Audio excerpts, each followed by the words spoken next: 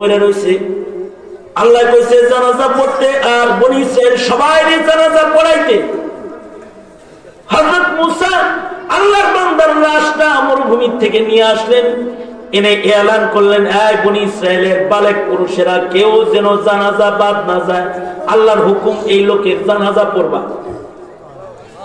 সবাই মিলা বলে, ওগো পয়গম্বর, কে এমন আল্লাহর পেয়ারা যার জানাজা পড়ার জন্য আমাদের সবাইরে আল্লাহ নির্দেশ করলো তার একটু দেখতে চাই।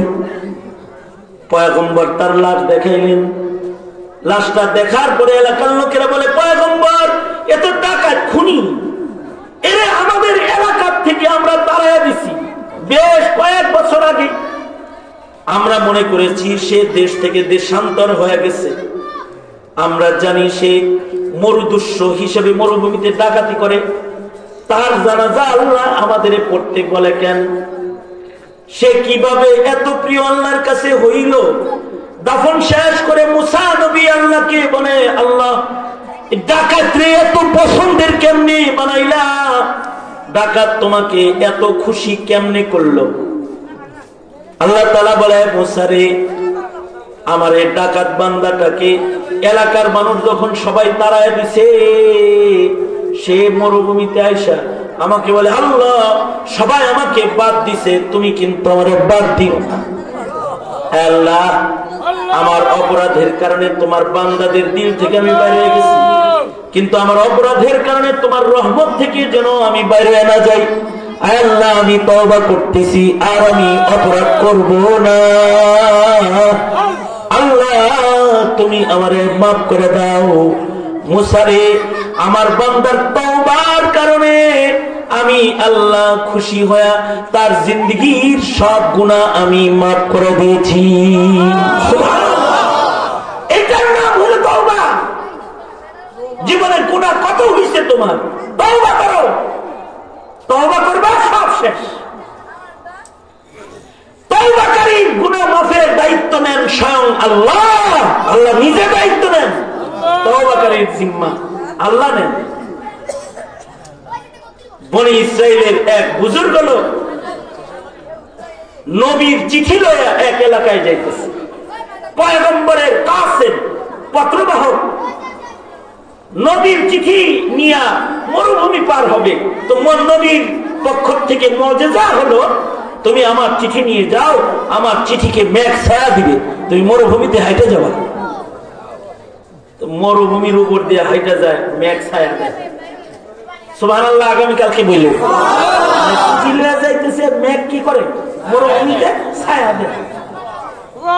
অর্ধেক রাস্তা যাওয়ার পরে দেখে মরুভূমির মাঝখানে গাছতলা একজন বসে আছে, রোদ্রে হাঁটতে পারে না, তাই গাছের ছায়া নিচে বয়ে রয়েছে। হেঁটে হেঁটে এমন একজন যায়, তারে মেঘে ছায়া দেয়। সেটা, ভাই আপনার সাথে হাঁটার কি অনুমতি আছে? কেন? আপনি তো নেককার। না, আমি নেককার বলে না, এই যে পয়গম্বরের চিঠি আমি লয়ে যাইতেছি, এই চিঠির মুজিজা হলো উপরের মেঘ। আপনি কি একটু আমার আপনার লগে নিবেন? আমি ওই দিকে যাব। ঠিক আছে, আসো। মরুভূমির ভেতরে মেঘের ছায়ার নিচে কাসেমের সাথে, নবীর পত্রবাহকের সাথে ডাকায় তো হাঁটে, অপরাধীও হাঁটে। সেই খারাপ লোক কিছু দূর যাওয়ার পরে এবার নবীর পত্র বাহক যাইব ডান দিকে, আর হে যাইব বাম দিকে। রাস্তা দুইটা, তার বাড়ি ওই দিকে আর ওনার গন্তব্য ওই দিকে। এখন তা আলাদা হইতে হইব, চিন্তা করতেছে, অল্প জায়গায় তো জায়গা, মরুভূমিতে হাইটটা জায়গা, আলাদা হয়ে যেতেছে।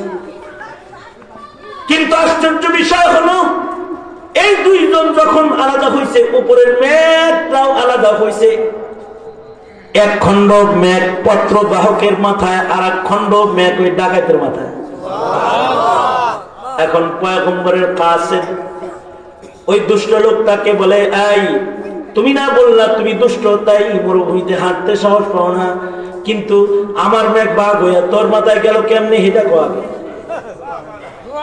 ভাই রে, মরুভূমির ভেতরে যখন মেঘের ছায়া হাঁটতেছিলাম, তখন আমার মাওলাকে কেঁদে কেঁদে বলতেছিলাম, আল্লাহ এই বান্দার লগে তোমার লগে কত খাতির যে তোমার মেঘ তারে ছায়া দেয়, আর আমি কত খারাপ, যে আমি অপরাধী। ও আল্লাহ, বান্দা হিসেবে আমিও তোমার সাথে ভালো সম্পর্ক করতে চাই।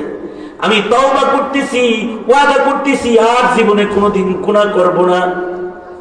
লোকটা বলে, ও তুমি তওবা করেছ, বুঝেছি। আল্লাহ তাআলা তোমার তওবার পুরস্কার হিসেবে তোমাকে মরুভূমিতে মেঘের ছায়া দান করেছে। এবার এই পয়গম্বরের কাছে, পয়গম্বরের কাছে কয়, আপনার মুজিজার মেঘ লয়ে গেলাম, কিন্তু এই মেঘ, মেঘের ছায়া দুই ভাগ হইছে, এক লোকের মাথায় চলে গেছে অর্ধেক। কারণ হলো সে তওবা করেছে। পয়গম্বর বলে, খালিস তওবা কেউ করলে আল্লাহ তাকে মেঘের ছায়া দিয়েই ক্ষান্ত করে না, আল্লাহ নিজেকেই ওই বান্দাকে দিয়ে দেয়। আল্লাহু আকবার কবিরা, জান্নাতও দিয়ে দেয় খালিস তওবা করে। এই কারণে এই উম্মতকে আল্লাহ তাআলা আজব জিনিস দান করেছেন, তওবা। 2 দিন ব্যাপী সম্মেলন, আজকে মাহফিলের সম্মেলনের দ্বিতীয় দিন। একটা কাজ হলো সামনের জিন্দেগি নেকি দিয়ে ভরপুর করার নিয়ত করা, আর গুনাহ করব না, নিয়ত হবে নেকি করার সামনের জিন্দেগি। আর আরেকটা কাজ হবে আজকের মাহফিলে খালিস তওবা করা, নিয়ত করব আর জীবনে কোনোদিন গুনাহ করব না। যদি এইটা হয় আমাদের প্রত্যয়, তাহলে আমাদের জিন্দেগি আল্লাহ খুশি করা নসিব হবে, জিন্দেগি জান্নাত পাওয়ার উসিলা।